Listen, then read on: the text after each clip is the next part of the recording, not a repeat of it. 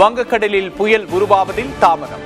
ஆழ்ந்த காற்றழுத்த தாழ்வு மண்டலமாகவே நீடிப்பதாக வானிலை ஆய்வு மையம் அறிவிப்பு.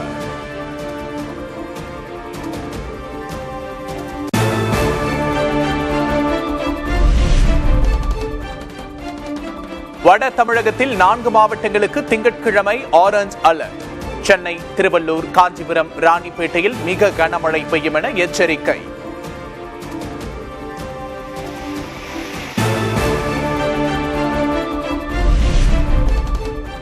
தமிழக கடலோர பகுதிகளில் மணிக்கு 35 முதல் 55 கிலோமீட்டர் வேகத்தில் சூறைக்காற்று வீசக்கூடும். அடுத்த 4 நாட்களுக்கு மீனவர்கள் கடலுக்கு செல்ல வேண்டாம் என வானிலை ஆய்வு மையம் அறிவுறுத்தல்.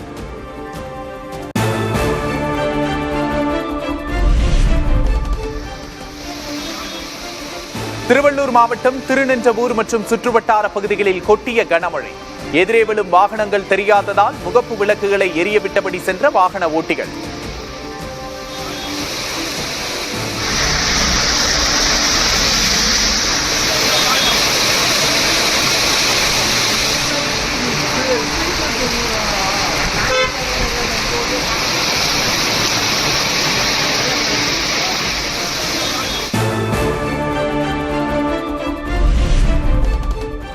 திருத்தணியில் மழைநீருடன் கழிவுநீர் கலந்து அருவி போன்று சாலையில் கொட்டிய தண்ணீர்.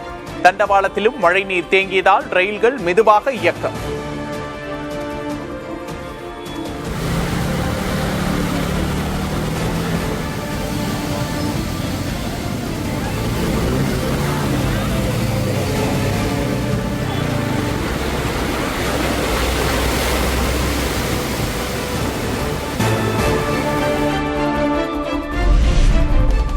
தொடர் மழையால் கும்பகோணத்தில் மழைநீரில் மூழ்கிய விளைநிலங்கள். 50 ஏக்கரில் பயிரிடப்பட்ட நெல், வாழை, கரும்பு உள்ளிட்ட பயிர்கள் பாதிப்பு.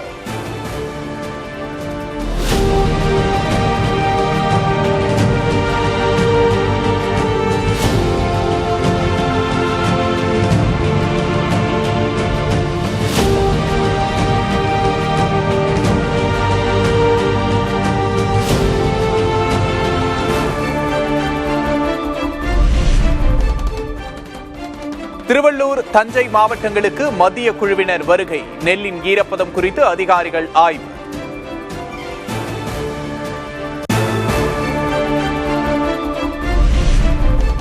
மழையில் நனைந்து முளைத்திருந்த நெல்லை பிடித்தபோது விவசாயிகளின் வேதனையை உணர்ந்தேன்.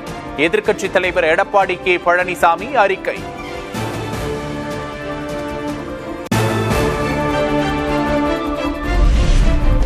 நெல் கொள்முதல் விவகாரத்தில் எதிர்க்கட்சித் தலைவர் கூறியவை புழுகு மூட்டைகள் தான். பொய்கள், அவதூறுகளை புறந்தள்ளி தொடர்ந்து மக்களுக்காக பணியாற்றுவோம் என தொண்டர்களுக்கு முதல்வர் மு.க. ஸ்டாலின் கடிதம்.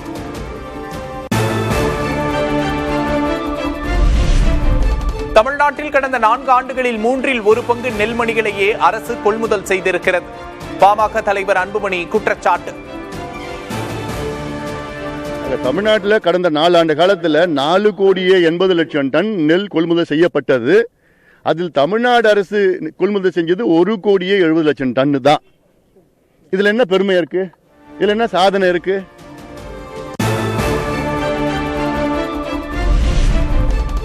நெல் கொள்முதல் விவகாரத்தில் வரும் 29ஆம் தேதி திருவாரூரில் கண்டன ஆர்ப்பாட்டம். நாம் தமிழர் கட்சி அறிவிப்பு.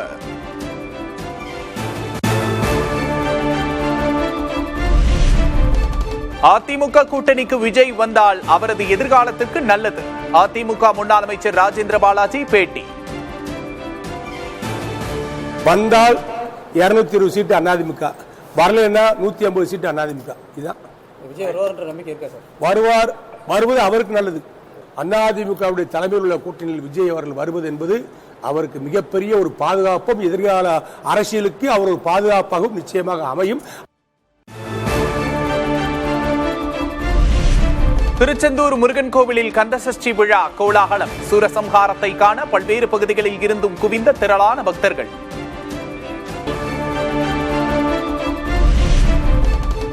ஆசிய இளையோர் விளையாட்டில் தங்கம் வென்ற கார்த்திகா மற்றும் அபினேஷுக்கு தலா 25 லட்சம் ரூபாய் ஊக்கத்தொகை.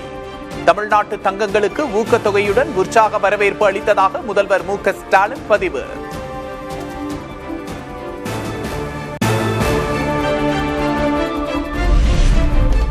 தங்கமகள் கார்த்திகாவுக்கு சென்னை கண்ணகி நகரில் உற்சாக வரவேற்பு. கண்ணகி நகரைச் சேர்ந்தவர் என்று பெருமையாக சொல்லுங்கள் என நிகழ்ச்சி பேட்டி. எல்லாருமே கண்ணகி நகரை வெளியே போய் வேலை கேட்கறது கூட அவ்வளோ கஷ்டப்படுறாங்க. இப்போ எனக்கு நான் கவர்மெண்ட் ஜாப் போறேன். இப்போ நான் பெருமையாக சொல்லுவேன், எங்கள் கண்ணகி நகர் மக்களையும் பெருமையாக சொல்லுவேன். நான் யாருன்னா கண்ணகி நகர் ஆளு அப்படின்னு சொல்லுவேன். தமிழகத்தில் வாக்காளர் பட்டியல் சிறப்பு திருத்தம் தொடங்கும் தேதி நாளை அறிவிக்கப்படும் என்ற தகவல். நாளை மாலை 4:15 மணிக்கு டெல்லியில் செய்தியாளர்களை சந்திக்கும் தேர்தல் ஆணைய அதிகாரிகள்.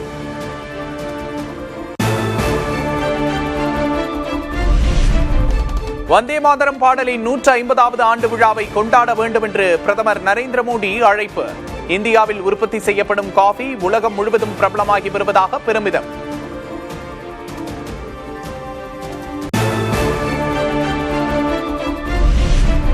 மகாராஷ்டிராவின் பெண் மருத்துவர் தற்கொலை செய்து கொண்ட விவகாரத்தில் மாநில அரசுக்கு ராகுல் காந்தி கண்டனம்.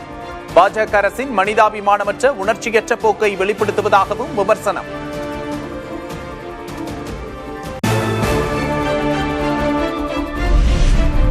உலகின் எந்த பகுதிக்கும் சென்று தாக்கும் அணுசக்தி ஏவுகணையை வெற்றிகரமாக சோதித்ததாக ரஷ்யா அறிவிப்பு.